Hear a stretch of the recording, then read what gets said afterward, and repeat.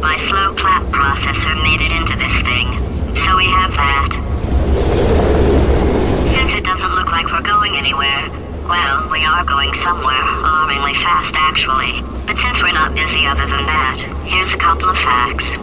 He's not just a regular moron. He's the product of the greatest minds of a generation, working together with the express purpose of building the dumbest moron who ever lived. And you just put him in charge of the entire facility. Good, that's still working. Hey, just in case this pit isn't actually bottomless, do you think maybe you could unstrap one of those long fall boots of yours and shove me into it? Just remember to land on one foot.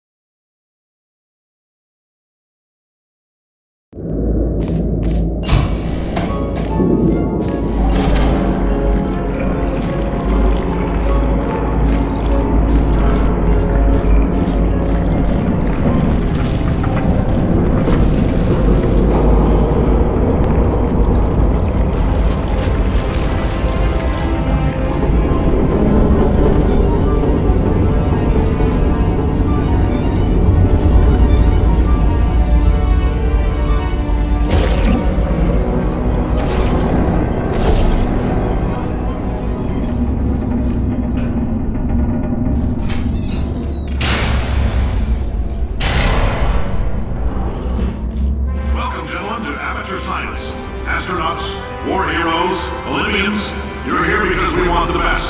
And you are it. So, who's ready to make some science? I am. Now, you already met one another on the limo ride over, so let me introduce myself. I'm Cave Johnson. I own the place. That eager voice you heard is the lovely Carolyn, my assistant. Rest assured, she has transferred your honorarium to the charitable organization of your choice. Isn't that right, Carolyn? Yes, sir, Mr. Johnson. She's the backbone of this facility. Pretty as a postcard, too. Sorry, fellas. She's married. To science.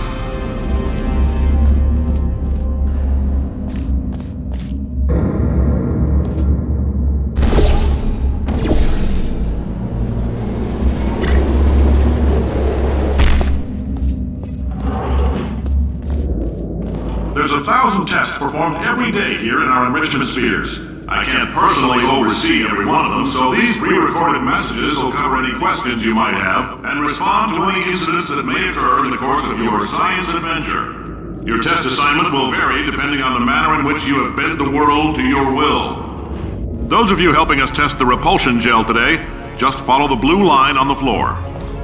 Those of you who volunteered to be injected with praying mantis DNA, I've got some good news and some bad news. Bad news is we're postponing those tests indefinitely. Good news is we've got a much better test for you. Fighting an army of mantis men. Pick up a rifle and follow the yellow line. You'll know when the test starts.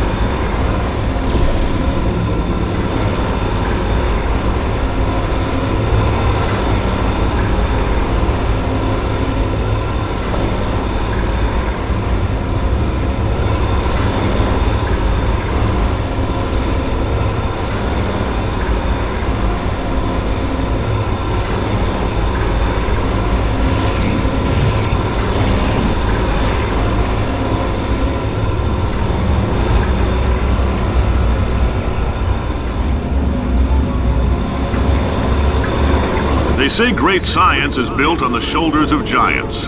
Not here. At Aperture, we do all our science from scratch. No hand-holding.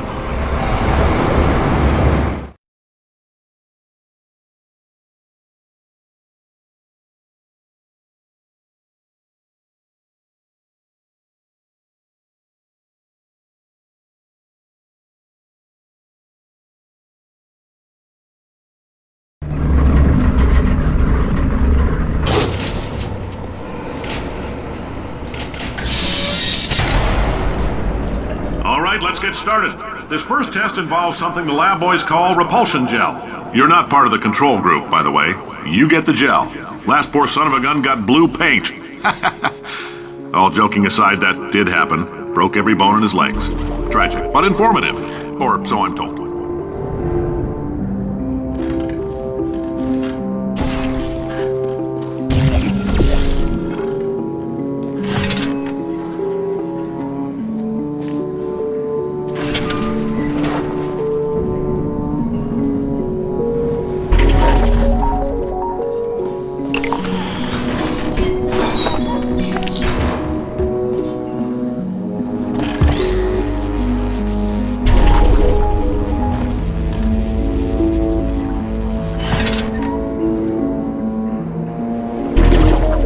Boys just informed me that I should not have mentioned the control group. They're telling me I ought to stop making these pre-recorded messages. That gave me an idea. Make more pre-recorded messages. I pay the bills here, I can talk about the control group all damn day.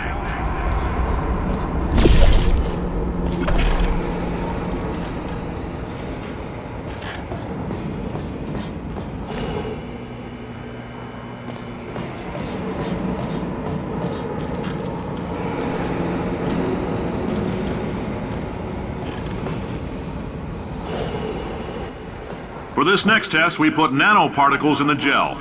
In layman's terms, that's a billion little gizmos that are going to travel into your bloodstream and pump experimental genes and RNA molecules and so forth into your tumors. Now, maybe you don't have any tumors. Well, don't worry. If you sat on a folding chair in the lobby and weren't wearing lead underpants, we took care of that too.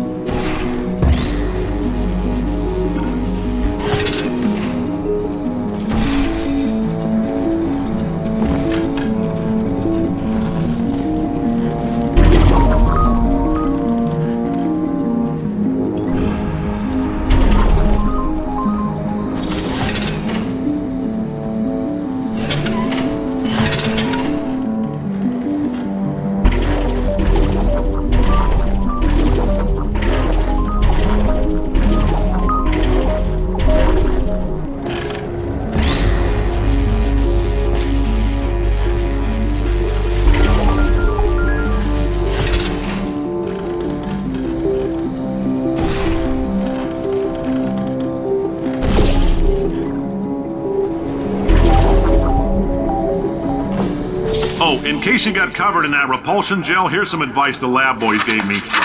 Do not get covered in the repulsion gel.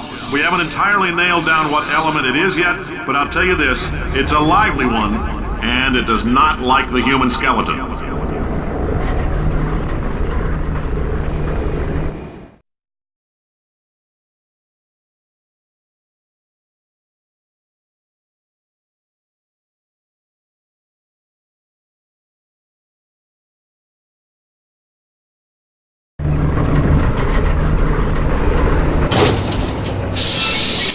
All these science spheres are made of asbestos, by the way. Keeps out the rats. Let us know if you feel a shortness of breath, a persistent dry cough, or your heart stopping, because that's not part of the test. That's asbestos. Good news is the lab boys say the symptoms of asbestos poisoning show a median latency of 44.6 years. So if you're 30 or older, you're laughing.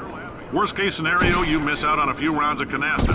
Plus, you forwarded the cause of science by 3 centuries. I punch those numbers into my calculator, it makes a happy face.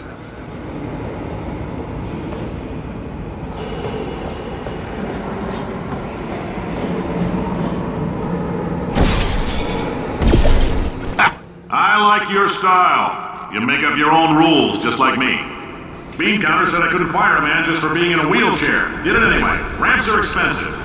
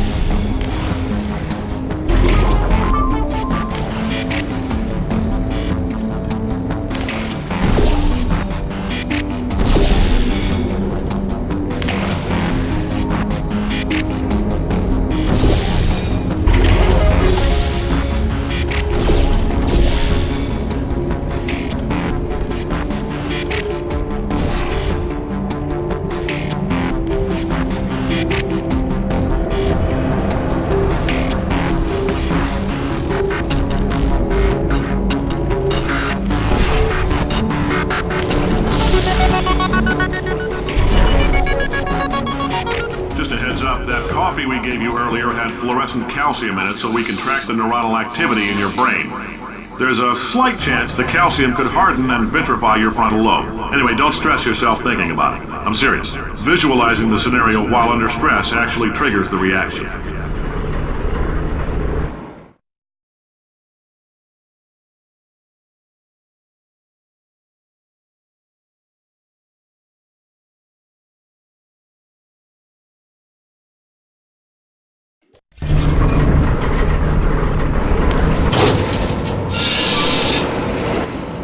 Now, if you're part of Control Group Kepler-7, we implanted a tiny microchip about the size of a postcard into your skull. Most likely you've forgotten it's even there. But if it starts vibrating and beeping during this next test, let us know. Because that means it's about to hit 500 degrees, so we're going to need to go ahead and get that out of you pretty fast.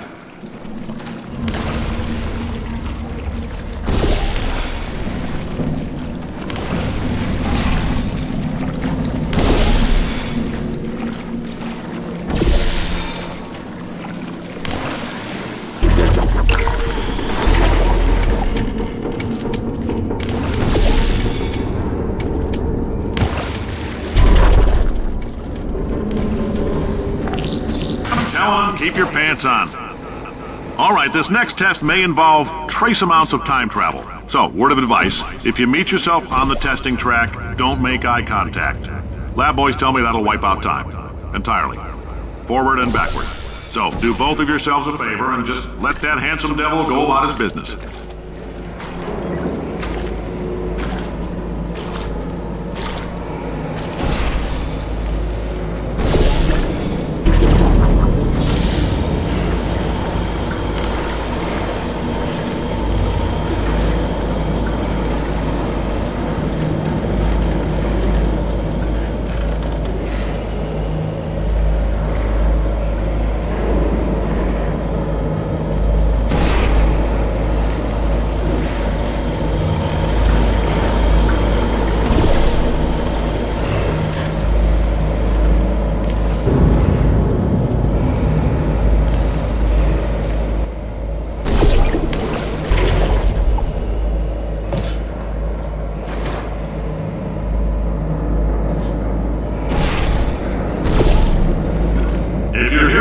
It means you're taking a long time on the catwalks between tests.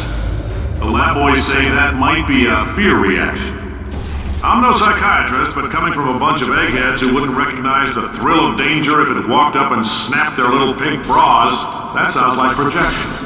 They didn't fly into space, storm a beach, or bring back the gold. No, sir, we did. It's you and me against the world, son. I like your grit. Hustle could use some work, though. Now let's solve this thing.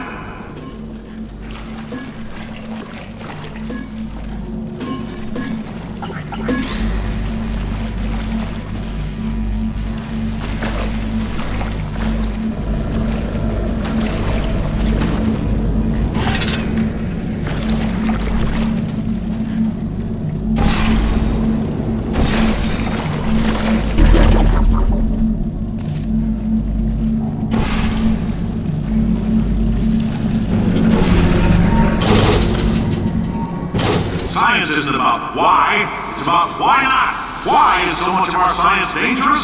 Why not marry safe science if you love it so much? In fact, why not invent a special safety door that won't hit you on the butt on the way out because you are fired? Now you test subject, you're doing fine.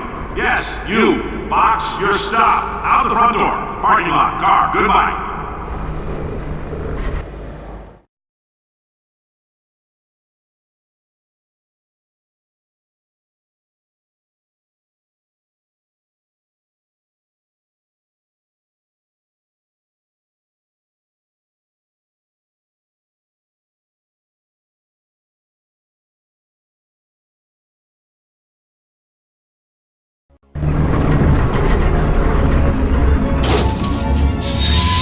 Congratulations! The simple fact that you're standing here listening to me means you've made a glorious contribution to science.